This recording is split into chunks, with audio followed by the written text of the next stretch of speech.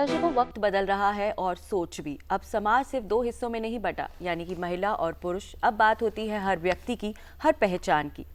और इस सोच को समझते हुए भारत के न्यू क्रिमिनल लॉज में एक ज़रूरी बदलाव लाया गया है, जिसे कहते हैं जेंडर न्यूट्रल प्रोविजन। जी हाँ, तो आइए फिर आज gender neutral provision in new criminal laws विषय पर बात करने के लिए हमारे साथ हैं एडवोकेट राम अवतार Sharma ji, supreme court of India से। आपका बहुत बहुत स्वागत है सर डीडी मॉर्निंग शो में। तो सर, सबसे पहले तो हम आपसे यही जानना चाहेंगे कि पुराने कानून जो थे और हम नए कानूनों की बात करें तो कितने बेहतर हैं ये नए कानून? देखिए, पुराने जो कानून थे वो पुराने समय के हिसाब से थे। आज समय धीरे धीरे बदलता जा रहा है। पहले फीमेल मेंबर्स ज़्यादातर घर में रहते थे, आज ज़मीन से लेके आसमान तक सफ़र कर रहे हैं जी। तो कहीं ना कहीं जब समाज में चीज़ें बदलती हैं, बदलाव आता है, तो क्राइम भी धीरे धीरे कहीं ना कहीं वो अपना रूप वो भी चेंज करता है।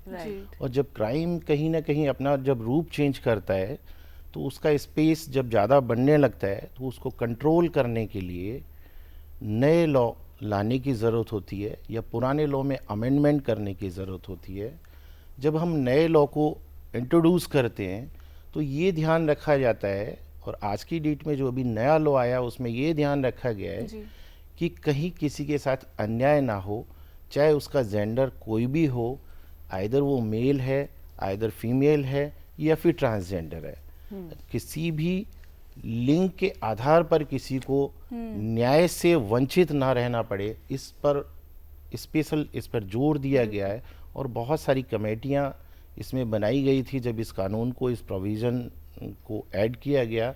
और जो कमेटियों में जितने लोग थे, जो बुद्धिजीवी उसमें काम कर रहे थे, तो ये सोच थी कि आज समाज को किस तरह के कानून की, किस तरह के लॉ की ज़रूरत है और क्या सोचकर हम इसको आगे क्राइम को कंट्रोल कर सकें और इक्वलिटी के साथ कर सकें। इसलिए इसको जेंडर न्यूट्रल लॉ एक उसमें ऐड किया गया और उसका बेनिफिट इस समाज को मिल सके, उस पे कार्य किया गया। सर, समाज में अब भी ऐसे कई लोग हैं जो कि जेंडर न्यूट्रलिटी की अवधारणा से परिचित नहीं हैं, तो ऐसे में इन आम लोगों को आप इस नए बदलाव के बारे में क्या कहना चाहेंगे? देखिए, समाज धीरे धीरे अभी बदल रहा है।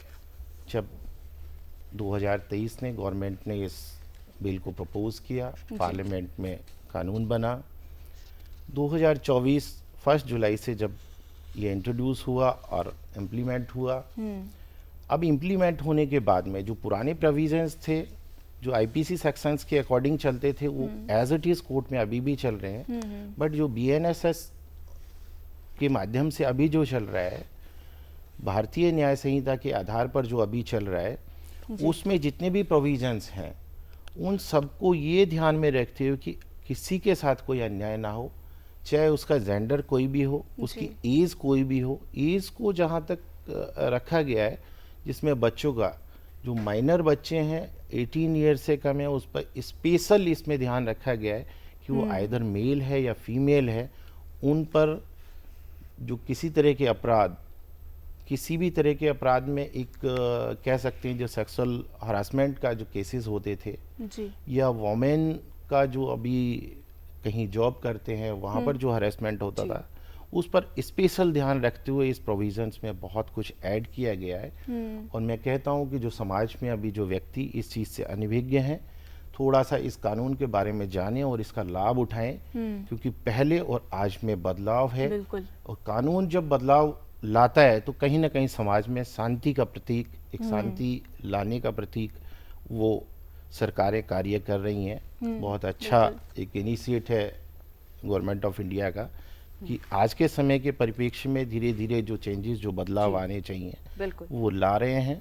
और मैं तो और निवेदन करूंगा गवर्नमेंट से कि और भी इसी तरह के implement time to time amend करके उसका बेनिफिट ले यही जानना चाहते हैं कि ये जो जेंडर न्यूट्रल भी जो प्रोविजंस आए गए हैं न्यू क्रिमिनल लॉज में, इसको क्यों शामिल किया गया, क्या ज़रूरत थी?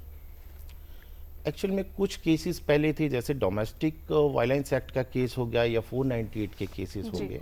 तो 498 के केस में क्या होता है, जो महिलाएं कंप्लेंट करके आती थी, अब ऐसा भी हो सकता है वो एक टाइम के बाद पता लगता था, एक लंबे प्रोसेस के बाद पता लगता था कि उसने उस तरह का कोई उसको हरासमेंट किया ही नहीं, ड्यूरी डिमांड की ही नहीं, और वो end of the day acquittal हो जाता था। एग्जैक्टली। बट अभी जो प्रोविजंस हैं उसमें ये है कि उसकी मॉनिटरिंग, जो इन्वेस्टिगेशन ऑफिसर है उसकी मॉनिटरिंग इस तरह से की गई है कानून में कि वो हर उसको रिकॉर्ड करेगा, डीडी एंट्री डायरी बनाएगा, और उसके बाद में जो कोर्ट को लगेगा, जब कोर्ट कॉग्निजेंस लेता है, संज्ञान लेता है, तो कोर्ट इस पर बिल्कुल ध्यान रखेगा कि क्या सच में इस तरह के इसके साथ में कोई अपराध हुआ है या नहीं हुआ है।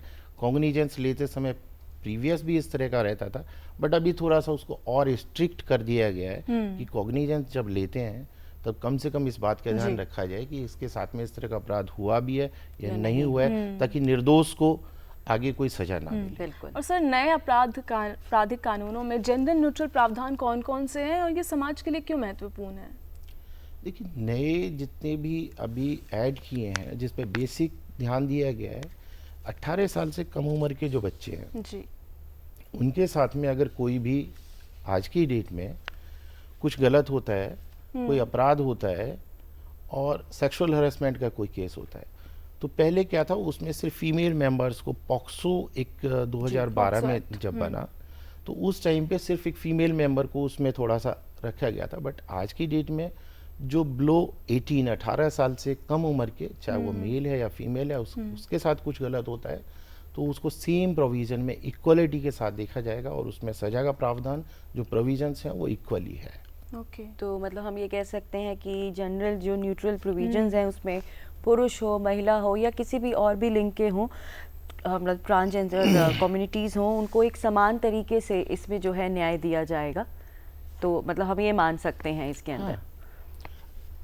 अभी ट्रांसजेंडर का जैसे आपने जिक्र किया, प्रीवियस जो लॉ थे उसमें और आज के इसमें ट्रांसजेंडर पर भी बहुत स्पेसिफिक एक ध्यान दिया गया है कि कहीं वो भी न्याय से वंचित ना रह जाएं। इसलिए इक्वलिटी, जो समानता का अधिकार हमें फंडामेंटल राइट्स में कॉन्स्टिट्यूशन में दिया है, उस फंडामेंटल राइट्स को देखते हुए इक्वलिटी मीन्स कि सबको समान एजुकेशन होनी चाहिए, सबको समान न्याय मिलना चाहिए, सबको जॉब मिलनी चाहिए, सबको हेल्थ मिलनी चाहिए। जो हेल्थ, अब ये हेल्थ को इफ़ेक्ट करता है, वो कैसे करता है? हेल्थ को इफ़ेक्ट ऐसे करता है कि अगर किसी ने कोई गलत एक कंप्लेंट कर दी सपोज, और उसका एंड ऑफ द डे जाके रिजल्ट निकलता है कि उसने उस तरह का कुछ अपराध किया ही नहीं था, वो कोई भी जेंडर है, मेल है, फीमेल है और आइदर ट्रांसजेंडर है, नहीं किया था, तो उसकी जो मानसिक स्थिति है वो बड़ी खराब हो जाती है। तो ऐसी स्थिति को देखते हुए जो अभी लॉ प्रोविजंस में चेंजेस और बदलाव किए हैं, वो मैं कहता हूँ कि देखो, गवर्नमेंट ऑफ इंडिया ने एक सराहनीय कार्य किया है जी।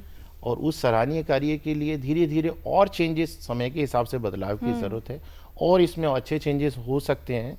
तो मैं तो रिक्वेस्ट करूंगा गवर्नमेंट ऑफ इंडिया से कि इसमें और थोड़े से चेंजेस करें, क्योंकि अब समय, पॉपुलेशन हमारे यहाँ बहुत ज़्यादा है, पॉपुलेशन के हिसाब से जो क्राइम रेशियो वो थोड़ा सा रहता है। और सर, नए आपराधिक कानूनों में जेंडर न्यूट्रल भाषा का उपयोग किस तरह से किया गया, कैसे किया गया?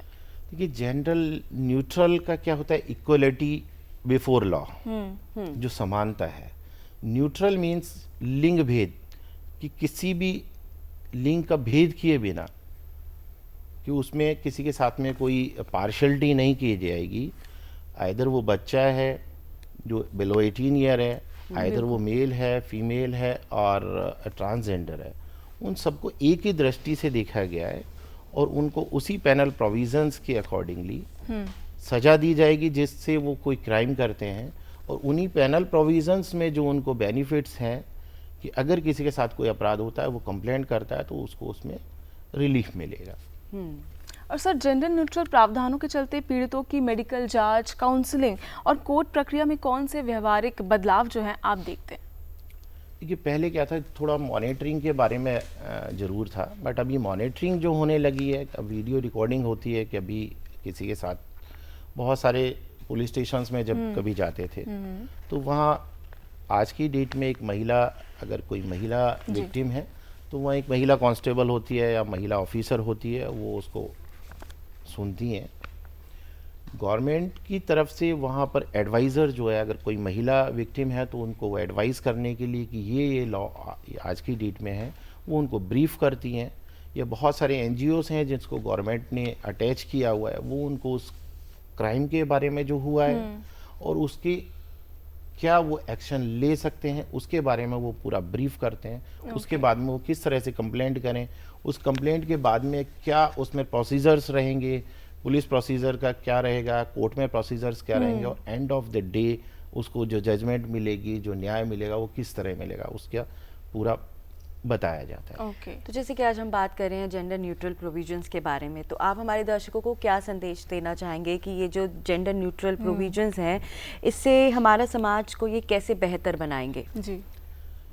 आज की डेट में जैसे 498 के फेक केसेस भी होते हैं, मैं ये नहीं कहता कि कोई ड्योरी डिमांड नहीं करता है, बट ड्योरी डिमांड वाले केसेस में उसका कोई नाजायज़ फ़ायदा ना उठा जाए, उस कानून के पीछे से कोई अपना बेनिफिट ना ले जाए। जी।